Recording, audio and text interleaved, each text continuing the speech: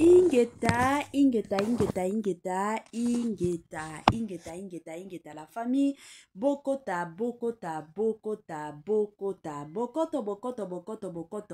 Dossier sur dossier, affaire sur affaire, Makambo sur Makambo, concernant surtout et encore la servante faveur Mukoko. Nabandi ebela batu, toyebi faveur Mukoko. Bolimbisi ya makasi bande konanga. Oh, na breaking news na biso elobi affaire Lambert Mende et Joseph Kabila Kabanye donc nazalaki ka obligé ya kozwa mo vidéo ya kati ta ya revanda na plateau ezalaki te eza mwa bongo. Voilà, grande ma joie de vous retrouver encore cet après-midi, surtout sur notre chaîne Étoile Lune Inès TV. Salut cher Bouchou, salut cher abonnés, salut cher connaissances, salut surtout les amis de Étoile Lune Inès TV.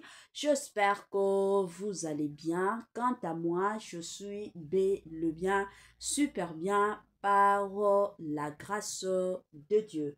Chers Bouchou, chers abonnés et chers connaissances, yalelo toye lisusu bande kunanga ka ndenge toye bisakabino soki ya koloba ezali tokoya koloba soki ya koloba ezali te moyen ya koya ezate pe ekotikala kozala te toyaka toujours et encore parce que toye bike ya koloba ezanga kanango te toyaka toujours et encore parce que toye bike ya kobetela lisolo ezozanga bande konanga lelo toye na sango ya pasi, toye na sango ya mawa concernant la servante de Dieu, la sœur Faveur Mukoko. Qu'est-ce qui se passe sango ya pasi? Pourquoi bande konanga makambo ezali avant na ya kokota na mozindo ya situation, avant na ya kokota na mozindo ya makambo ekozala bien na ya nanu ko sensibiliser bande kona biso nyonso ya sika. En tout cas, si c'est la toute première fois, ya kokota penza na chaîne abiso, chaîne moko kitoko, chaîne yaba analyse, somme, chaîne moko yaba information, pas possible. Je vous prierai surtout de vous abonner massivement. Abonnez-vous. Cliquez aussi sur la cloche de notification pour surtout recevoir les nouveautés de notre chaîne. Aimez la vidéo, commentez et partagez et ko salabiso oyo penza tolobaka na biso chaque jour, chaque minute et pourquoi pas chaque seconde. Tokoso makasi. Bambote nanga na yemoko linda bukulu ya balinda bambote na madame Gracia Mpoi na pesi bambote na mama Lisi mpitu ya balisi bambote nanga na mama chérie mama d'amour mama Eugénie Zemanga na pesi bambote na Franesse NM Franciel NM et pourquoi pas leur tonton international tonton Amos Kazadi, sans oublier madame Naz Kazadi et pourquoi pas madame Judith Diampo Visa. Voilà, la famille de l'otoye na dossier ya sœur Nabiso Faveur Mukoko bande kunanga makambo ezali makambo ya kobangisa makambo ya kolelisa nzambe kande boyebi ezala batu mosusu mosusu soki batikala kobetela yo lisolo na bangote okotikala ko année ya sika solo ya sika agrandissement des troisième jambe qui mobali salakate pe ezamukie mama azo sepela te na mbetu na gavke elamuki feti ezongi ba mama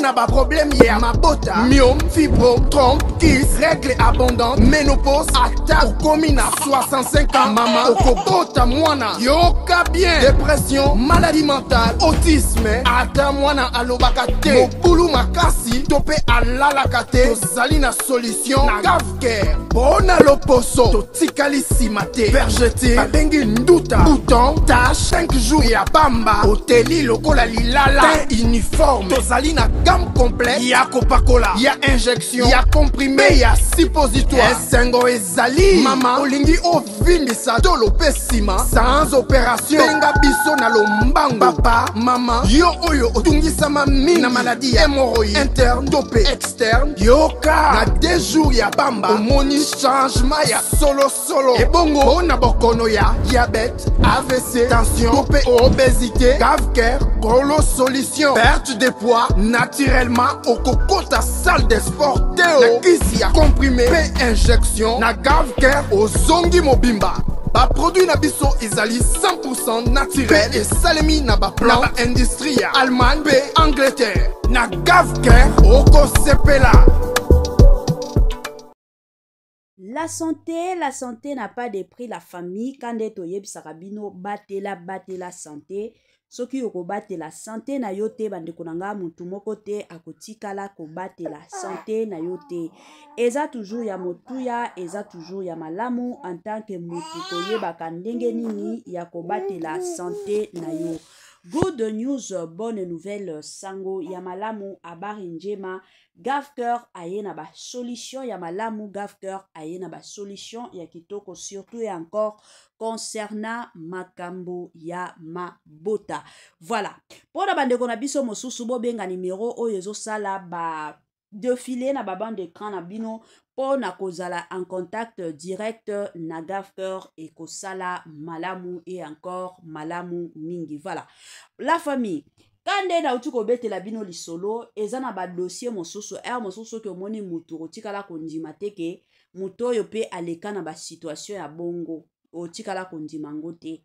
Ezaka na bato mosusu omonaka keno bangonde ba vie na bango ezalaki facile, bangonde nzoka bazana ba parcours moko, soki aye ko betela yo lisolo okotikala kondima te. Sans plus tarder, en tout cas nazotie la bino moi vidéo moko ya Sœur Faveur Mukoko azo beta lisolo sur parcours ya vie na ye, combien azoaki déception hein, et pas ya pasteur moko boy hein. La famille boyo ka fait Sœur Faveur ye moko apesa explication ngana ozonga ka pona osala analyse tolanda et on se retrouve juste après. Le pasteur a annulé le mariage. En fait, Faveur Mukoko a été victime de cette histoire de femme de ministère. Oui, ça me fait rire. J'étais fiancée avant. Tout se passait bien, vraiment bien. On avait acheté, je dirais, quasiment 80% des choses qu'on demande pour la dot. Le fiancé en question était pasteur missionnaire dans l'une des extensions de l'église ailleurs, dans un autre pays. Et le pasteur a annulé le mariage. Pourquoi? Ben oui, j'étais pas une femme de ministère. Ah. En fait, Faveur Mukoko a été victime de cette histoire de femme de ministère. Oui, j'étais pas la femme du ministère, j'étais... Ça m'a pris beaucoup de temps de guérir de ça. Ça m'a pris beaucoup de temps. Et c'est pendant cette période-là que j'avais écrit presque toutes mes chansons. Le pasteur a annulé le mariage. En fait, Faveur Mukoko a été victime de cette histoire de femme de ministère. Oui, ça me fait rire. J'étais fiancée avant. Tout se passait bien, vraiment bien. On avait acheté, je dirais, quasiment 80% des choses qu'on demande pour la dot. Le fiancé en question était pasteur missionnaire dans l'une des extensions de l'église ailleurs, dans un autre pays. Et le pasteur a annulé le mariage. Pourquoi? Ben oui, j'étais pas une femme de ministère. Ah. En fait, Faveur Mukoko a été victime de cette histoire de femme de ministère. Oui, j'étais pas la femme du ministère, j'étais... Ça m'a pris beaucoup de temps de guérir de ça. Ça m'a pris beaucoup de temps. Et c'est pendant cette période-là que j'avais écrit presque toutes mes chansons. Le pasteur a annulé le mariage. En fait, Faveur Mukoko a été victime de cette histoire de femme de ministère. Oui, ça me fait rire. J'étais fiancée avant. Tout se passait bien, vraiment bien. On avait acheté, je dirais, quasiment 80% des choses qu'on demande pour la dot. Le fiancé en question était pasteur missionnaire dans l'une des extensions de l'église ailleurs, dans un autre pays. Et le pasteur a annulé le mariage. Pourquoi? Ben oui, j'étais pas une femme de ministère. Ah. En fait, Faveur Mukoko a été victime de cette histoire de femme de ministère. Oui, j'étais pas la femme du ministère, j'étais... Ça m'a pris beaucoup de temps de guérir de ça. Ça m'a pris beaucoup de temps. Et c'est pendant cette période-là que j'avais écrit presque toutes mes chansons. De retour, la famille nabandi ebele abatuto utiko landa, ebele abatuto utiko yoka awa. Parcours, il y a la servante de Dieu, la sœur Favère Mukoko. Bande konanga ezaka pasipe mawa, la famille ezaka kamokili mawate onakoti koloba. Kota la sœur Favère, boyebika nzambe, nzambe azazambe na bolingo na ye moko. Mutu obo neglijaka, nde akozala mutu amalonga lobi. Pasteur wana, atikala koyeba te ke non un jour sœur Favère oyo akoyeba na mokili mobimba. Atikala koyeba te. Ye amonaki kaka Favère kaka. Atikala koyeba te ke non Favère oyo mokili mobimba ekolobela pe Favère mukoko te. Atikala koyeba te. Yango bomonaka nzambe alakisaka biso présent mais futur na biso nzambe abombelaka biso. Pourquoi? Parce que soki tolingaki to banda koyeba ke fitir nanga ekozala bongo, fitir ya mutu kingande kozala bongo, la plupart ya bato balingaki bazala ba hypocrite ya makasi na bavi na biso. Pourquoi? Parce que ayebi ke ndenge eza boye mama Étoiline lelo oyo azoloba na émission aza youtubeuse lobi kuna akozala soki nani bato ebele omona bakobanda ba appel moko ya bien baswanyaka déjà ba relation po bayebi ke lobi mama Étoiline akozala mutu mosu année ya sika solo ya sika agrandissement des troisième jambe kimobali esalaka te pe eza mokie mama azosepela te na mbetu na gavke elamu mpe feti ezongi bamama mpona baproblème ya mabota myome fibro trompe kis règle abondante ménopause ata okomi na 65 ans mama okobota mwana yoka bien dépression maladie mentale autisme ata mwana alobaka te mobulu makasi to mpe alalaka te tozali na solution na gavke mpona loposo totikali nsima te vergete babengi nduta bouton tache 5 jours ya pamba oteli lokola lilala te uniforme tozali na gamme complète ya kopakola ya injection ya comprimé ya suppositoire esengo ezali mama olingi ovimbisa tolo mpe nsima sans opération benga biso na lombango papa mama yo oyo otungisama mingi na maladi ya hémorroïde interne to mpe externe yoka na 2 jours ya pamba omoni changement ya solo ebongo mpona bokono ya diabète AVC tension to mpe obésité gavker golo solution perte de poids naturellement okokota salle de sport teo na kisi ya comprimé mpe injection na gavker ozongi mobimba baproduit na biso ezali 100% naturel mpe esalemi na baplan na baindustrie ya Allemagne mpe Angleterre na gavker okosepela. Pona o nyonso etali makambo ya santé la famille bobenga gavker na lombangu boyoka soni te bopanikaka te gavker aza wana pona kosunga bandeko na biso nyonso oyo baza na problème ya santé pas seulement la santé oyo etali mpe makambo ya mabota surtout mabota bandeko na nga toyebi ke ezotungisaka ebele ya bato oza na problème mpenza ya mabota ezotungisaka yo benga gavker na lombangu aya kosunga yo voilà. Kande na bando beta lisolo bandeko na nga pasteur oyo alingaki abala sœur Favère Mukoko atikala koyeba te ke Favère Mukoko oyo mokili mobimba ekoyembaka banzembo na ye atikala koyeba te ye abandaki komona parce que la plupart surtout ya basala nzambe ya kilelo oyo bakomi kolukaka basi oyo baza na kombo bakomi kolukaka basi oyo ke baza na bango pe ya komata soki amoni ka mutu aza ya komata te c'est fini mais bazo yeba te ke nzambe mosusu a placé epai na yo pembeni na yo pour que bomata ensemble bamibali mosusu bakomprenaka na bango te neti exemple ya mama Laure Mbongo tango bakutanaki na papa Christian atikala koyeba te ke no mokili mobimba ekoyebaka mama Laure Mbongo papa Christian atikala koyeba te ke no na koyemba mama Laure Mbongo bakokende un jour kokutanaka na président atikala koyeba ngo te mais tellement ke bolingo oyo azalaki nango ka ndenge toyoka biso nyonso explication ya mobali ya mama Laure Mbongo ndenge asala mbongo oyo abandaki kotia pona dot ezalaki mbongo oyo alobaki ole na dote na produire yo nano banzembo na yo oyemba mokili ebandaka malembe koyebaka yo mais lelo oyo tala bénédiction ndenge nzambe aye kopambola bango tala bénédiction ndenge nzambe aza elongo na bango yango bandeko na nga na ye kopesa ka conseil ezala basi parce que lelo toomona ata basi mosusu omona soki mobali moko aye pembeni na ye akomi kotala o kutu aza ata na mutuka te o kutu bilamba ya malonga te o kutu tala apesaka nga ata mbongo te bien sûr apesaka yo mbongo te peut-être parce que aza nango te mais lobi na ye oyebi yango te ya de se mibali lelo oyo akoki koezala na mituka aza na nyonso bamosusu eza kisi bamosusu eza ka ya ye eza mbongo mais kande boyebi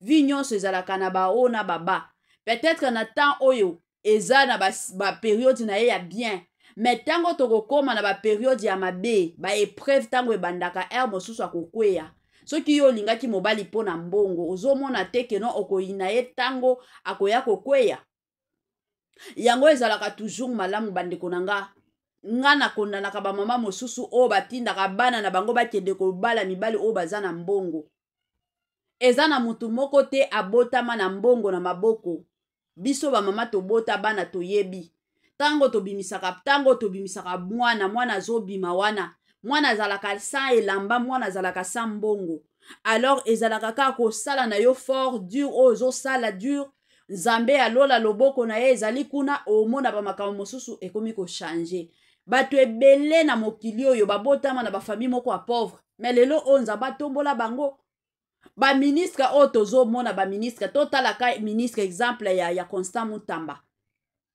Mutamba na interview na ye aloba nini papa na ye kombo na ye tikala koyebana te na Congo mais ye moko abunda soki lelo Congo na biso ekomi kobeta lisolo ya Constant Mutamba ye moko